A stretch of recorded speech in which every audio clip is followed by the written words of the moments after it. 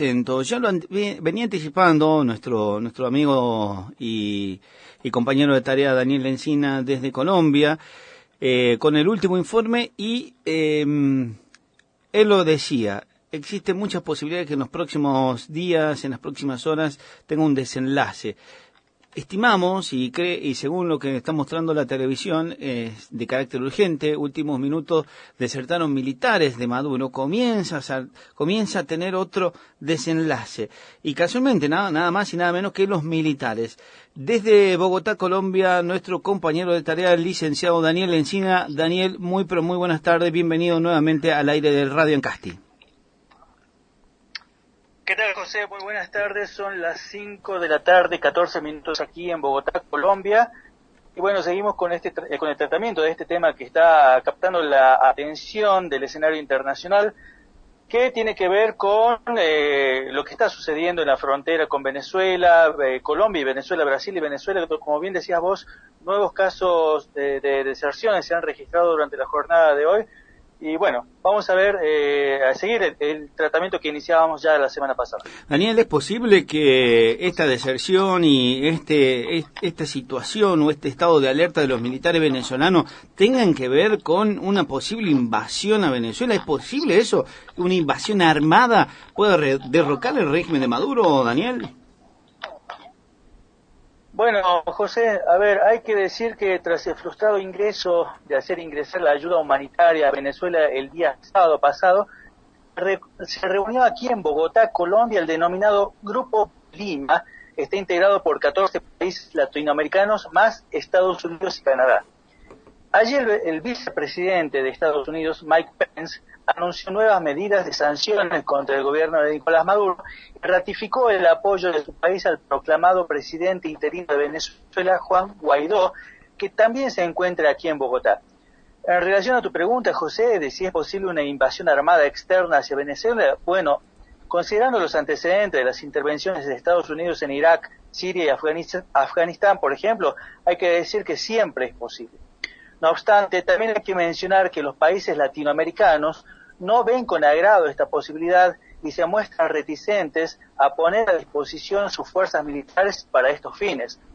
Perú, por ejemplo, en la voz de su vicecanciller Hugo de Sela, dijo que en el Grupo de Lima estamos luchando para que esta solución se dé en forma pacífica.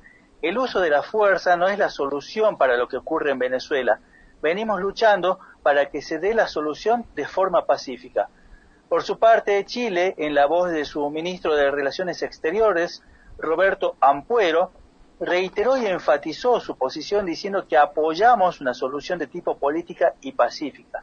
En tanto, Brasil prometió no intervenir contra el gobierno de Maduro, pero aseguró que seguirá trabajando con Guaidó para facilitar ayuda humanitaria a la población, en la voz de su ministra de Derechos Humanos, Damares Regina Alves.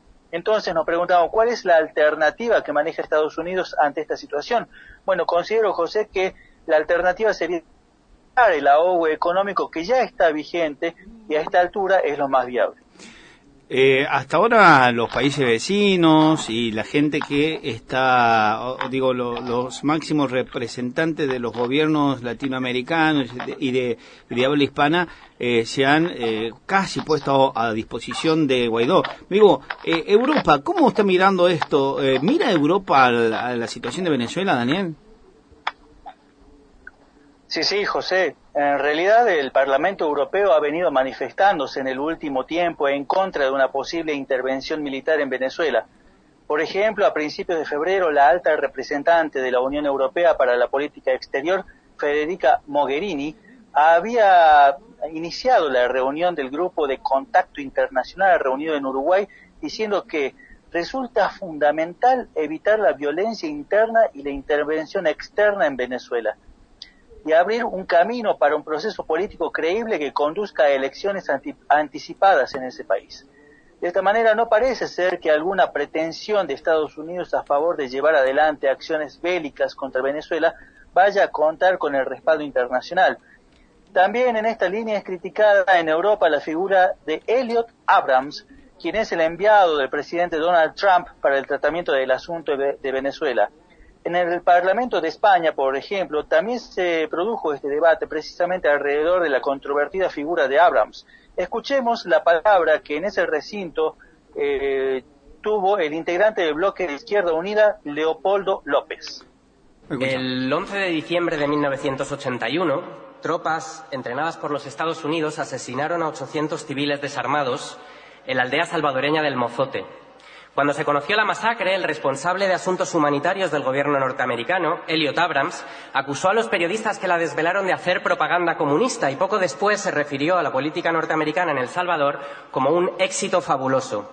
10 años más tarde, Abrams fue condenado por vender ilegalmente armas a Irán para financiar a los paramilitares en Nicaragua, alentando una guerra civil que costó 50.000 muertos, cosas que hacía el gobierno de Reagan, ese referente de la renovación ideológica del PP al que el señor Casado cita cada vez que tiene ocasión. Amnistiado por Bush, Abrams se reincorporó al Departamento de Estado y es considerado uno de los arquitectos de la invasión ilegal de Irak, una guerra que se ha cobrado la vida de al menos 280.000 civiles. Se preguntarán, quizá, a qué viene este recorrido por la acreditada trayectoria del señor Abrams en golpes de Estado, guerras ilegales y violaciones masivas de derechos humanos. La razón es sencilla. El pasado 25 de enero, 2 días después de la autoproclamación de Guaidó, Trump le nombró enviado especial del gobierno de los Estados Unidos para Venezuela. Es él quien está a cargo de esa operación de envío de ayuda humanitaria a la frontera con Colombia, de la que se han desmarcado las Naciones Unidas, la Cruz Roja y Cáritas, porque según el derecho internacional la ayuda humanitaria debe regirse por los principios de imparcialidad, independencia y neutralidad y no puede tener en ningún caso carácter militar ni estar subordinado a otros objetivos. Si Trump y Abrams quisieran aliviar el sufrimiento enorme del pueblo de Venezuela, no lo estarían asfixiando con un embargo petrolero de 18.000 millones de dólares, lo que equivale, en un país que importa en divisas gran parte de los alimentos y medicinas que consume, a una forma de asedio moderno, es decir, a utilizar la carestía como arma política. El objetivo de esta operación no es ese, sino precisamente el contrario. Es utilizar ese sufrimiento como excusa para sublevar al ejército y justificar una intervención militar. Están usando al pueblo como carne de cañón, porque no habrá toma del poder sin la Fuerza Armada. La frase no es mía, es de Enrique Capriles, candidato presidencial de la oposición venezolana por 2 veces. Ustedes han sabido desde el principio que reconocer a un gobierno que no existe, que no tiene capacidad ninguna para controlar un país radicalmente polarizado y dividido, es una irresponsabilidad. Y que en ausencia de canales de mediación y negociación pacífica, la única manera de que ese gobierno se haga efectivo es mediante un levantamiento militar, una insurrección armada o una invasión extranjera. Uno se imagina bien por qué esa es la opción de los Estados Unidos. Lo dijo John Bolton en la televisión. Es clave que las compañías norteamericanas pasen a producir el petróleo en Venezuela. La pregunta que deberían responder hoy aquí ustedes es ¿por qué lo hacen ustedes? A los grupos de esta Cámara yo les reitero, no puede llamarse demócrata quien apoye un golpe militar o una guerra en Venezuela.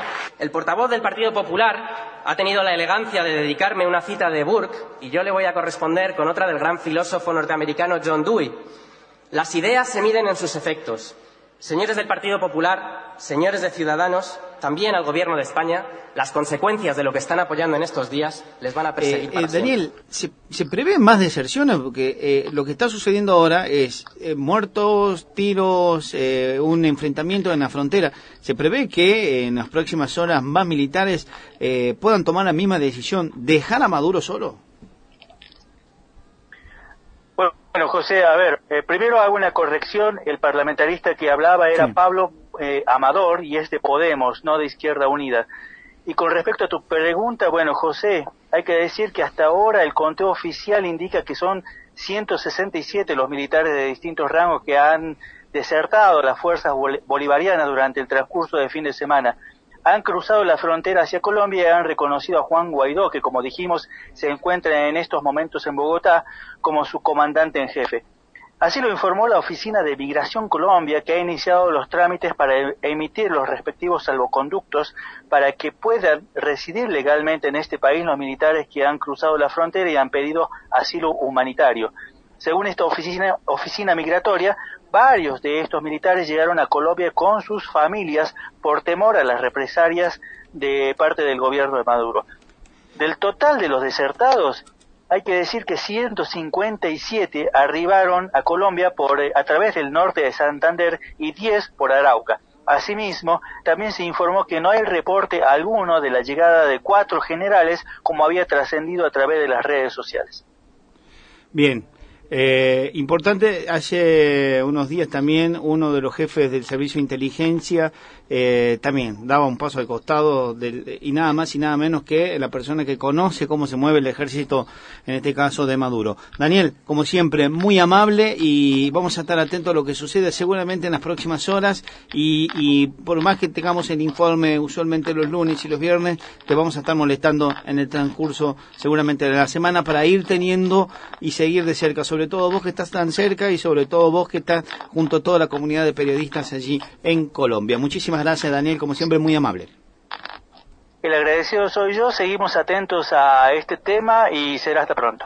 Cobertura especial desde Bogotá, Colombia, el licenciado Daniel Lencina, desde la Universidad Distrital Francisco José de Caldas, como siempre, en este informe internacional para la Contratapa a través de Radio Encaste. De lunes a viernes, de 19 a 21 horas.